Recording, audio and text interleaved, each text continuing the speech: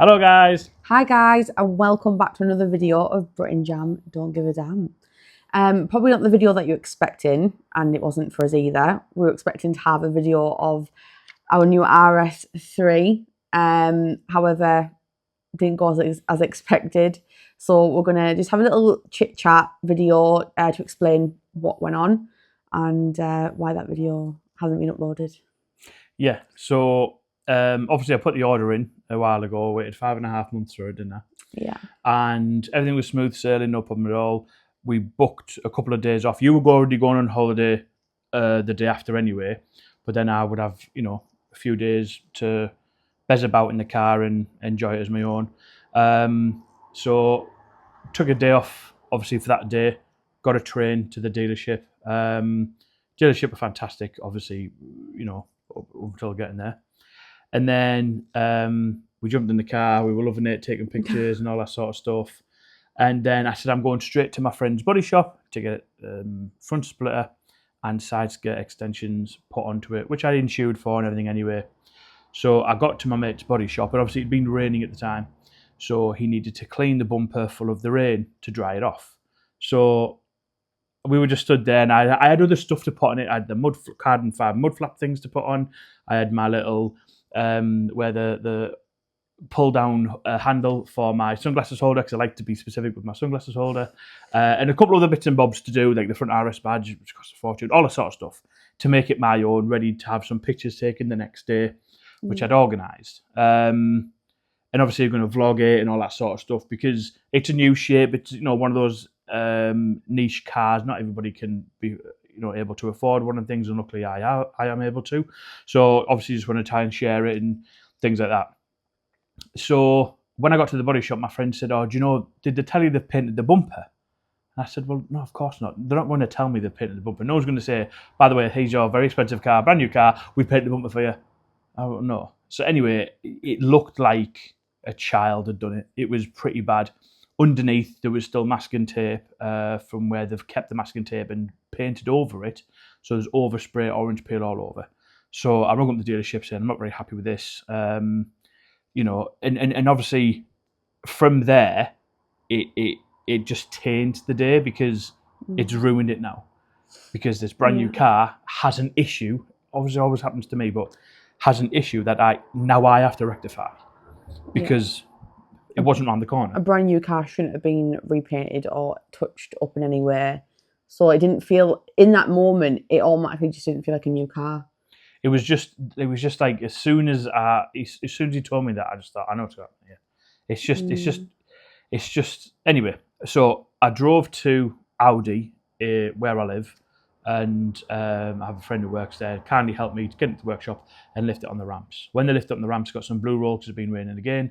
I just wanted them to inspect. So it's an Audi professional who's said, yes, this isn't correct, rather than just my own interpretation or my own word to say this isn't right. So they lifted the car up, and they went to clean it off a blue roll, and green paint come off on the blue roll on a brand new car. So as you can understand, I was absolutely frustrated, incredibly upset, disappointed, all the swear words you can think of. So, but I kept a professional cap on and rung the dealership up and explained what had happened, sent the video and everything to them. And like I say, because obviously at the at my friend's garage, I said, well, there's no point putting the side skirts and the splitter on, because I'm not happy with it. He's going to need bits and bobs doing to it, and I'd rather not touch it in case they go, oh, well, you've touched it now, and So I just left it as it is. So then I drove the car home. I finally got home at 4:00. I dropped you off at home because you're going to on holiday the next day, and I didn't touch the car. I just sat in my room, and I was just devastated, because the whole 5.5 months I've been waiting for. People who know me know that I don't spend my money on anything other than cars. Cars is what brings me joy. Cars is my passion. I've been in the motor trade for 15 years prior to that. So I wanted that experience of buying this expensive brand new car. I already had an RS3 previous to this one. But then I went to a BMW switch and went back to the RS again. And like, me, all I do is talk about cars and love cars and cherish them and things like that, you know. Yeah, absolutely. You don't spend your money on anything else. No, You don't buy new clothes. You don't go anywhere really. You don't have expensive holidays. no. All your money goes on your car. It's your pride and joy. Pride and joy. So I rung the dealership and I spoke to the sales manager. The sales manager was lovely. I said, look, I just need you to let me vent. I just need you to get everything off my chest. I just need to let me get everything off my chest as to why. So obviously explain, you know, waiting for such a long time. It's a brand new car. I shouldn't have to, because they offered, oh, why don't you get your friend to paint the bumper? I was like, because I shouldn't have to. But also because if I do get my friend to paint the bumper and there's anything wrong, now the issue's between me and my friend. They're out of the picture, which isn't right.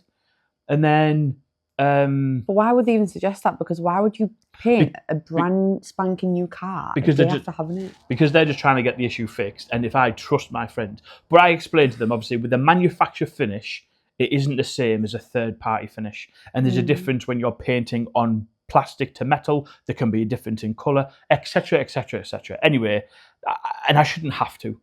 So, like, I didn't touch the car all night. I think it come to 9 o'clock, and I thought, I'm just going to sit in this car and I'm just going to have a play about the settings or whatever. And then the interior lights started flickering and going mental. And I went to drive off the drive. I went to put it into reverse, a big loud clunking noise. I just thought, oh, well, this car's just tainted. Because when anybody asks me about the car, my immediate response is negative. So I'm always going to have negative connotations about that car and negative story. And just, it's not filled with oh, I got this car, look at this, blah, blah, blah. It's not like that anymore. It's just like I say, a disappointed story, and all that day is taken away from me now because I couldn't enjoy it. Obviously, the train ticket, the day off, driving back, everything is just upset. Like can't get that back now. No, devastated. And to some people, a car's a car. To some people, it's like me. It's bigger than just the car. It's the day and it's everything else, and it's 5.5 months of waiting, and it's, you know, me telling me, oh, I'm getting this car, I'm getting the car, you know, and it all just to come crumbling down. It just felt a bit like, I don't know. So that, like I say, the dealership were spot on. The sales manager I'm dealing with is absolutely spot on and dealing with everything. So I rejected the car immediately.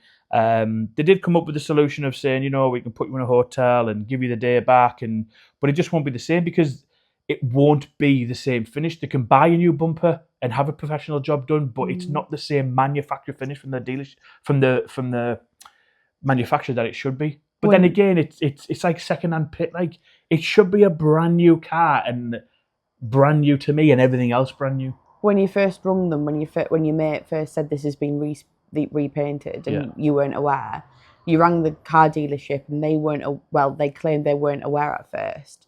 So they rang you back. Yes, after they did some investigations, didn't they? Yeah, so when I was at Audi, I said to them, do me a favour, look at the expense invoicing and tell me if a smart repairer had been billed against that car. There's either one or two things happened. It's been billed against the wrong car or a different reg, or it's been billed, or it hasn't been billed yet. Bearing in mind, it's the 1st September, so all the bills should have been in, but accounts might be busy. So they said, nothing's been billed against it. So when I rang and obviously complained, the sales manager said, well, we'll ring our vehicle progressor and see what happened. So he rang the vehicle progressor and he asked, have you painted a RS3 recently? He said, yeah, there was a decent sized stone chip on it, so we painted our demonstrator though, not a customer's car. So the sales manager said, well, what colour is this demonstrator? And the vehicle progressor said, oh, it's green. The manager said, no, that's a customer's car. Our demonstrator's the black one. Oh, right. So when he looked into it, it turned out the smart repairer was booked against the black one. So I was right. Now, let's say we fast forward in 3 months' time and there's something wrong with the car. I don't know. Let's just make up a scenario. And then I noticed the bumpers, that's been painted. It's got orange peel on there. It's got overspray. What the hell's going on here? One, because I've had something drilled to it that, well, you can't touch it. Or if I ring up and go, I've had this car 3 months, I mean, a couple thousand miles, I haven't touched the bumper yet. It's been painted. They'll go, well, we haven't. You know, they have every too long. Yeah, they have every right not to believe me because I could have just painted it and tried to claim a new bumper. Yeah. But then they'll be like, well, you know, so if I'm going back and forth and I'm trying to say, well, you know, you need to prove it, the onus is on me to prove to them they've done it, not on them to us.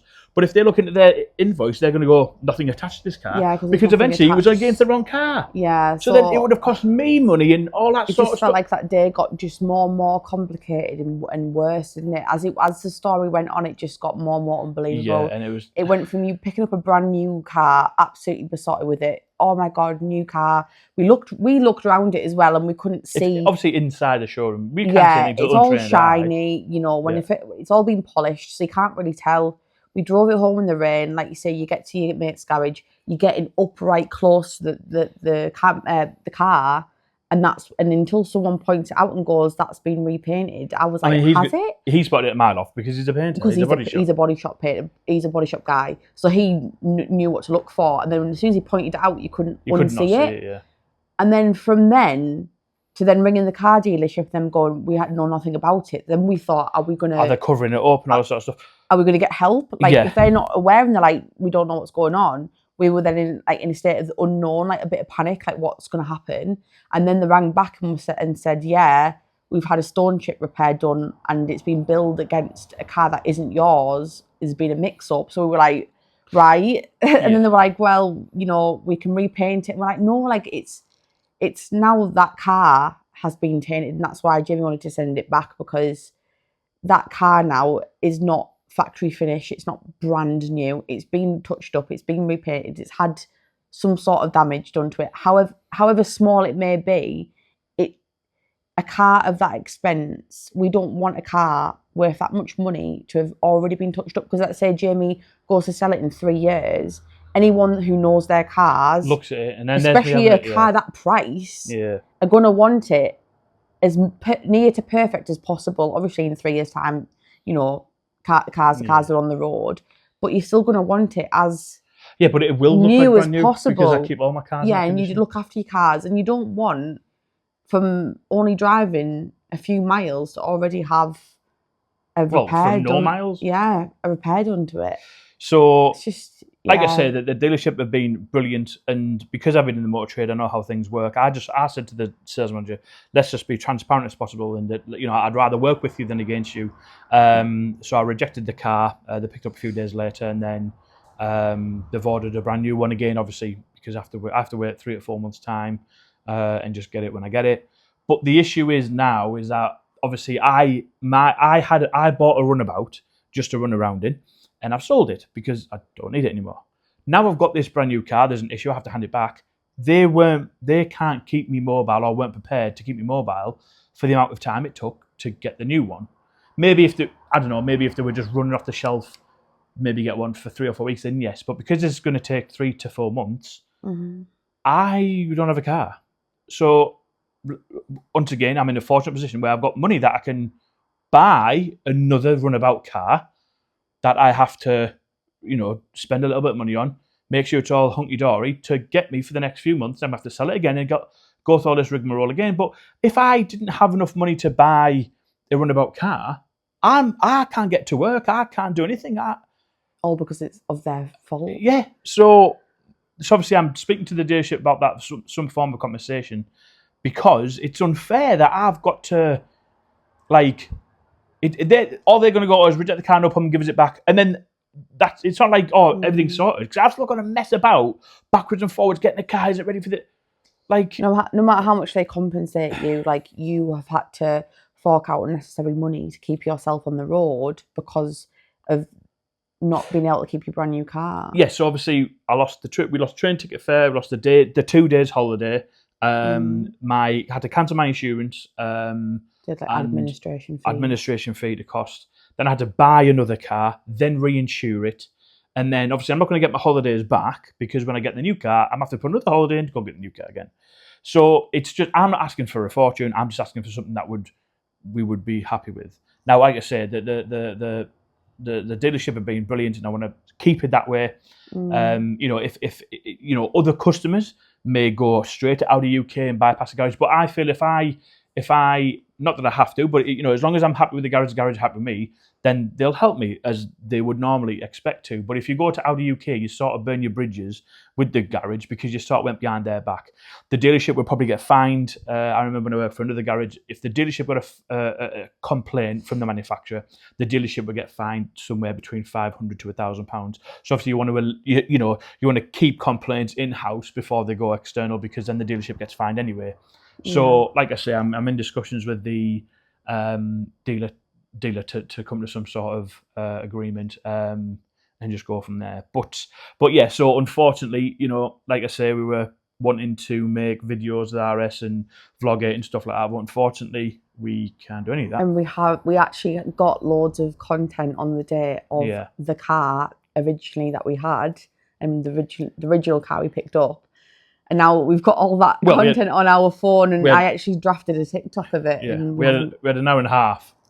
We had an hour and a half of it because we didn't take anything after. I said once we got home. Yeah, you were on a holiday anyway. Pardon me. Yeah, and we were planning to make so much more content as well, but we had little TikToks that we were going to put of getting the car out the showroom and stuff like that. And literally, I was editing the TikTok on the way home in the car as Jamie was driving. And then as soon as we got to the body shop, I was actually fiddling with the TikTok trying to make it. And then as soon as we saw the damage, I was like, I think I'll just stop doing that now, because I knew we knew we were going to keep the car at that point. So there was no point in posting that car. All the cars are going to look identical. It's a different reg and it's not the car. So it just doesn't feel right posting the car because it's not the car that we're going to be keeping. Yeah. So obviously the RS content's going to be delayed slightly, so you'll probably see that starting next year now. But I'm just, that doesn't really matter. I just felt really bad for you because that day was meant to be so special and exciting. But even the next day, like I said, the dealership said, we can do, put you in a hotel, give you a meal, and we'll give you that day back. We'll get a brand new bumper, we'll paint it, we'll put it in, but it's not the same because I know what I'm coming back to. And it's almost that anxiety as well of, is there anything wrong with this? Like, you're going to pick up this new, and like, oh, it's okay, like, we'll give you the day back, we'll give you that experience back. Yeah, they said they do a couple of bits and bobs, which I appreciated, but... And he's getting a brand new car again, but that, when we came to pick up the original car, there was no fear in our minds, we just were so excited to pick it up. But now, although they're saying they're going to give you that day back of having an exciting new car, you're still going to go a little bit apprehensive and a bit, like, looking at it. Is it everything perfect? And you're going to be driving it. Like, is this going to be okay when we get home, take it to the body shop? Is it going to be another paint job, like, error? And you just, for a few days, you're not going to be able to relax and enjoy the car until you're certain everything's spot on with it. So even though they're saying they're going to give you the day back in that experience, it's never going to be the same as that original day that we had. Yeah. And I just felt really bad for you that obviously that, that an hour and a half of excitement that you had was quickly took away like that as soon as you got to the body shop and uncovered that issue. Because then after that, you were expecting, because I was going on holiday the day after, with the hope that Jamie would have the week to, be excited with his car, go show it off to all his friends and take loads of photos and take some content and just enjoy it while I was away. And I felt bad I was leaving him with, no car, no excitement, and just that car on the drive, you couldn't even look at it, could you? Well, no, because that same day, the next day, I went and had to go and look for a runabout, didn't I? Yeah. So I sent you a picture of saying from that to this. So, so that's where the story ends, really. So, obviously, the other one's on order. I'm waiting for bits and bobs. I've been told it's on order. I've got my money back in bits and bobs. We're just waiting to pick the car up whenever it comes. But yeah, so just a little bit disappointed, really, a bit upset, a bit deflated is the best word I can use. Yeah, just it's just such a long time to wait for such a disappointing outcome. And that's what I was trying to explain, that it wasn't just that. It was like a knock-on effect of certain things, because obviously the photo shoot cancelled, and then we were going to Manchester to do the collaboration. We couldn't go in it and vlog in it, like, bits and bobs of that. Yesterday was Friday. We're supposed to go to Dilly Scott Farm and, venture out in it, take on road trips and stuff. Don't want to go in my runabout because it's just not the same. So we Yeah. cancelled that day. So like I say, there's a multitude of things why that one day has affected a couple of things. And obviously, you know, like I say, it just gets you really deflated, a bit negged out and whatnot. But yeah, so that's pretty much where we are with that, really. Yeah. I don't know, we might post something, whatever, I don't know. But yeah, that's where we are at the moment. We will do another video on how amazing the collaboration went, and that'll be out in a few days' time as well. So please stay tuned for that. It is something you won't want to miss, I promise you. Yeah. But yeah, we just wanted to have a quick video on that. So thank you very much for watching. If you're still there, you know, like, comment, subscribe, and we'll bring you everything we can when we can. Well, thank you very much, guys. See you later. All right.